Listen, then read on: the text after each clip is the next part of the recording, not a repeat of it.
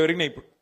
అట్లాగే గ్రామ పంచాయతీలు 12,000 ఉంటే దగ్గర దగ్గర 9,000 మనమే గెలిచినాం.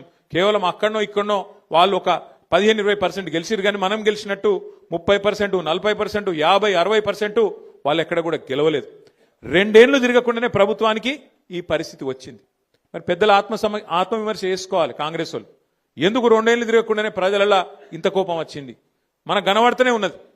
యూరియా బస్తాల కోసం తనలాడుడే, కరెంటు కోసం ఆగం, ఏ పథకం కూడా చక్కగా అమలు అయితలేదు. రైతు రుణమాఫీ అన్నారు, 2 లక్షలు అన్నారు, ఎక్కడ కూడా చారణకు మించి చక్కగా జరగలే.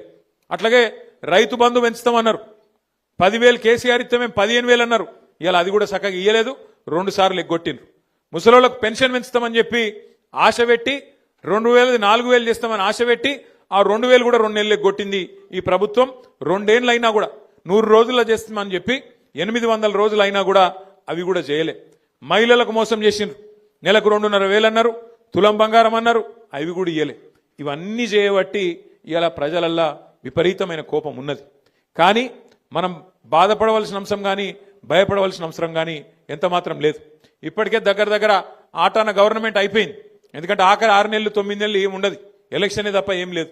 2 ఏళ్ళు అయిపోయింది, చూస్తుంటేనే 2 ఏళ్ళు ఒడిచిపోయింది. ఇక మిగిలేది ఇంకొక 2 ఏళ్ళే ఉన్నది, ఇంకా తర్వాత ఎలక్షన్ వస్తుంది పక్కా. గెలిచిన సర్పంచులు ఉప సర్పంచులు మీరు ఒక్క విషయం దయచేసి యాద పెట్టుకోండి.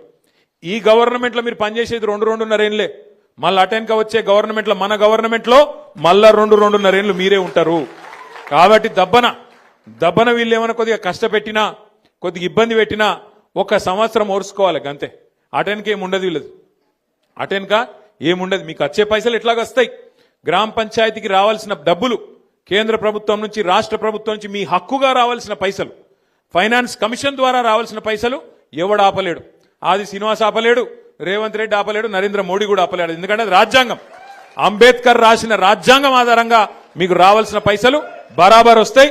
ఏమన్నా అయ్యా కూడా ఆపలేడు అది. కానీ ఏమన్నా గిట్లనే ఆడనో ఈడనో బెదిరించే ప్రయత్నం చేస్తారు. వీళ్ళు చాలా లంగాలు కాంగ్రెస్ వాళ్ళు. వాళ్ళ మాటినకపోతే ఏం చేస్తారు?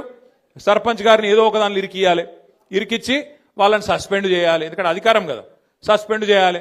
సస్పెండ్ చేసి ఉప సర్పంచ్ వాళ్ళ మనిషిని పెట్టుకోవాలి, వాళ్ళకు బాధ్యత ఇవ్వాలని చెప్పి లంగ కథలు చేస్తారు. అందుకే మనకు కూడా తెలివి ఉంది కాబట్టి, భగవంతుడు వాళ్ళకే కాదు మనకు కూడా తెలివితేటలు ఇచ్చిండు కాబట్టి నేనేం చెప్తున్నా అంటే, జిల్లాల వారీగా సర్పంచులకు అండగా నిలబడేందుకు ప్రతి జిల్లాలో లీగల్ సెల్ ఏర్పాటు చేస్తాం. ఎక్కడ ఎవడన్నా మిమ్మల్ని సస్పెండ్ చేసే ప్రయత్నం చేస్తే వెంటనే 1 సెకండ్ కూడా మీరు ఆలస్యం చేయకండి. జిల్లా పార్టీ ఆఫీస్ ఇక్కడనే మీకు పక్కనే ఉన్నది. ఇక మన జిల్లా గింతనే జిల్లా, చిన్న జిల్లా, 12 మండలాలు, 2 మున్సిపాలిటీలు, చాలా చిన్న జిల్లా మనది. వెంటనే అర్ధగంట లోపల మీరు ఇక్కడికి రావచ్చు.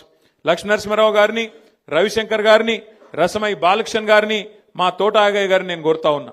ఎక్కడ ఏ ఊర్లో చిన్న, ఇప్పుడు 83 మంది మాత్రమే కాదు, ఇంకా 17 నాడు మళ్ళీ ఎలక్షన్ ఉంది, మళ్ళా జోరుదారు గెలుస్తాం, నాకే అనుమానం లేదు.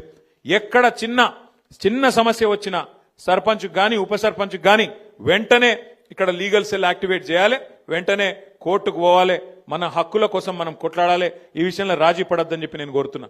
మీకు కూడా ఏ గ్రామంలో నన్ను ఎవడని ఇబ్బంది పెడితే, అధికారో ప్రభుత్వంలో ఉన్న పెద్దలో ఇబ్బంది పెడితే 1 సెకండ్ కూడా మీరు ఆలస్యం చేయొద్దు.